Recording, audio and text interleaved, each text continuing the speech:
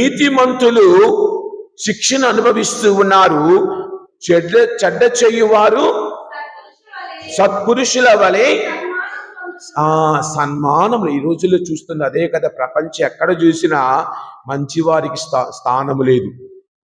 మోసం చేసేవాళ్ళు, చక్కగా మాటలు చెప్పి పబ్బము గడుపునేవాడికి మనం అన్నీ చేస్తాం. పరిగెత్తుకొని వెళుతూ ఉంటాం. ఎక్కడేం జరుగుతుందో, ఏది ముఖ్యము, ఏది మంచిది, ఏది అదే కదా.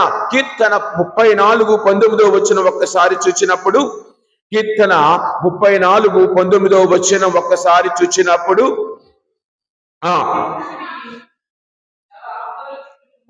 పుణ్యపురుషునికి చాలా ఆపదలు చుట్టుముట్టును, అన్నిటి యందును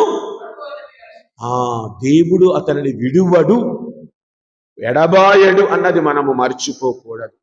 నీవు నేను అనుకోవచ్చు, నాకు ఈ కష్టాలు, ఈ బాధలు ఇవన్నీ ఉన్నాయి కదా, నా ఈ కష్టాలలో నేను దేవుని నమ్ముతూ ఉన్నాను, మరి నాకు సహాయం ఎక్కడి నుండి లభించును అని మనం అనుకోవచ్చు. కానీ దేవుడు వారిని విడువడు, విడనాడడు, వదిలివేయడు అన్న మాటలను ఇక్కడ మనము చూస్తూ ఉన్నాం. ప్రియ సహోదరి సహోదరులారా, విశ్వాసులకే అధిక శ్రమలు వస్తాయి.